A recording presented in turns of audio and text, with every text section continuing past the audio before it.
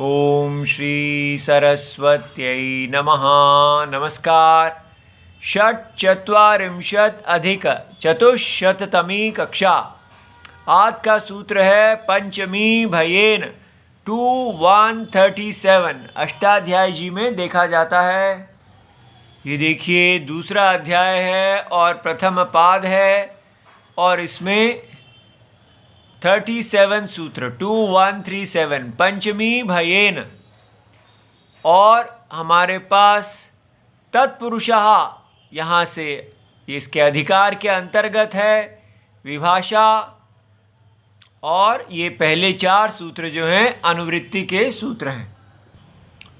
तो पंचमी प्रथमा विभक्ति एक वचनम, भयेन तृतीया विभक्ति एक वचनम। तो हर सूत्र में एक प्रथमा विभक्ति में होगा और एक तृतीया विभक्ति में होगा, और इससे हमें समझ में आ जाता है कि जो प्रथमा विभक्ति में है वो उपसर्जनम है, वो पहले आएगा, क्योंकि उपसर्जनम पूर्वम ऐसा सूत्र है जिसकी उपसर्जनम संज्ञा हो। जो सूत्र में प्रथमा विभक्त्या निर्दिष्टम उपसर्जनम और उपसर्जनम पूर्वम। तो यहाँ पर सूत्रवृत्ति देखते हैं। सुप सुपा इति वर्तते, ये जो सुपा है और सुप यहाँ से आ रहा है, ये अनुवृत्ति में आते हैं। तस्य विशेषणम एतत्, और ये उसके विशेषण है। बस इससे समझ में आ जाता है कि सुप पंचमी का विशेषण है, भयेन सुपा का विशेषण है। तो बन गया पंचमी अंतम सुबंतम, पंचमी विभक्ति से अंत होने वाले सुबंत। और भयेन का बन गया भय शब्देन सुबंतेन समर्थेन सुबंतेन सहा समस्यते विभाषा विकल्प से तत्पुरुष समासो भवति। अब यहाँ पर हम आज परिभाषा देख लेते हैं कि सुबंतम किस आधार पे हम सुप का सुबंतम बनाते हैं। तो एक परिभाषा है जो महाभाष्य में 1413 सूत्र में दी गई है। ठीक है, यस्मात् प्रत्यय विधि तदादि प्रत्यय अंगम। तो प्रत्यय ग्रहणे यस्मात्, तो प्रत्यय का ग्रहण होने पर, तो यस्मात् सा प्रत्ययः विहितः, जिससे प्रत्यय विहित है, तदादेः तदन्तस्य च ग्रहणम भवति। तो इन्होंने दोनों का ग्रहण बताया है। तो इसका अर्थ दिया जा रहा है प्रत्यय ग्रहणे इयम व्यवस्था भवति। जब भी प्रत्यय का ग्रहण हो सूत्र में तो ये व्यवस्था होती है। यस्मात् शब्द स्वरूपात् माने प्रकृते है। प्रत्यय तो प्रत्यय हमेशा प्रकृति से विहित होता है, धातु से या प्रातिपदिक से। तो स प्रत्ययः विधीयते तत्र तदादि तदन्तस्य च समुदायस्य ग्रहणम भवति न तो तत् अधिकस्य। तो सार बनता है प्रत्यय ग्रहणे तदंताः ग्राह्याः। यहाँ पर प्रत्यय का तदंत ग्रहण किया जाता है। तो सुप प्रत्यय है और इसलिए सुप प्रत्यय जो हैं वो प्रातिपदिक के अंत में होते हैं, इसलिए हम यहाँ पर उसका अर्थ तदंतस्य ले लेते हैं, तदंत। और दूसरा है यहाँ पर पंचमी अंत।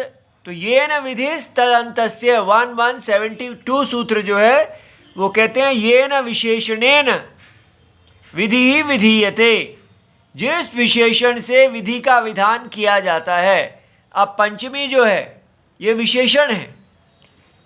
किसकी विशेषण यहाँ कहा गया, ये विशेषण समझना चाहिए।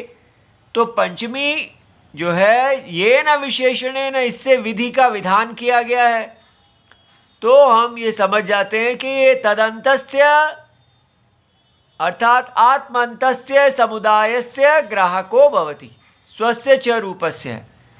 इस प्रकार ये जो है पंचमी अंतस्य हो जाएगा। तो पंचमी जिस समुदाय का अंत है, ऐसे समुदाय का, तो इसलिए ऐसे ये दोनों सूत्र, ये सूत्र और वो परिभाषा लग के हमने वृत्ति बनाई है। अब उदाहरण हम देखते हैं। अब ये कह रहे हैं यहाँ पर कि इसने सूत्र बड़ा संकुचित लगता है कि केवल भय शब्देन सुबंतेन सह। तो अभी देखते हैं कैसे इसको बड़ा किया जाएगा। तो यहाँ तो भय है, तो वृकेभ्यः भयम वृक भयम, भेड़ियों से भयम या विक्रात भयम, एक भेड़िए से भयम, चौरात भयम, चोर से भयम। अब यहाँ पर ये जो पंचमी लगी है हमारे इसका लौकिक विग्रह देने में, तो उसके लिए सूत्र जो है वो भीत्रार्थानाम भय हेतु 1425 से आया है। माने विभेति अर्थानाम, जो भी शब्द हैं जो विभेति तो अर्थ वाले हैं, या त्रायति अर्थानाम, त्रा धातु के अर्थ वाले, च धातु नाम, ऐसे धातुओं के प्रयोग होने पर भय हेतु यहाँ तत्कारकम अपादान संज्ञम भवति। तो वृक जो है भय हेतु है, इसलिए यहाँ पंचमी हुई है। तो अब इसका एक वार्तिक दिया गया है कि भय भीत भीति भी इति वक्तव्यम। तो भय भीत भीति भी के साथ पंचमे अंत सुबंत समास को प्राप्त होता है, ऐसा कहना चाहिए। तो सूत्र में केवल भय दिया है, उसके साथ भीत भीति भी ये भी कह दिया गया है। तो उसके आधार पे बनता है वृकेभ्यो भीतः, वृक भीतः, भेड़ियों से डरा हुआ, या वृकात भीति, वृक भीति, भेड़िए से डर, या वृकात भी ही। तो वृक भी माने भेड़िए से डर। अभी तक ये सूत्र बड़ा संकुचित लगता है कि पंचमी के साथ केवल भय ही लग सकता है, भीति ही लग सकता है। तो कहते हैं कि पूर्वस्य एव अयम बहुल ग्रहणस्य प्रपंचः। पूर्वस्य सूत्र से कौन सा सूत्र? तो कर्तृ करणे कृता बहुलम। तो वहाँ पर था कि कर्तृ, कर्ता और करण इनका ही प्रयोग हो सकता है कृता कृत प्रत्यंत के साथ, लेकिन साथ में बहुलम था। तो 2132 सूत्र में बहुलम ग्रहण के कारण अन्य विभक्तियों का कृदंत के साथ समास भी किया जा सकता है। तो जब उसका बहुलम का ये प्रपंच अगर ऐसा माना जाए तो समझ में आता है कि हम उस ये कर्तृ और करण के अतिरिक्त पंचमी भी ले सकते हैं। अगर पंचमी ले सकते हैं तो फिर ये बड़ा विस्तृत सूत्र हो जाता है। तथा च ग्राम निर्गतः, ग्रामाद निर्गतः। अब यहाँ भय तो है नहीं, तो ग्राम से निकला हुआ, इसलिए पंचमी का प्रयोग और भी विस्तृत किया जा सकता है। अधर्म जुगुप्सुः इति एवं इति सिद्धम भवति।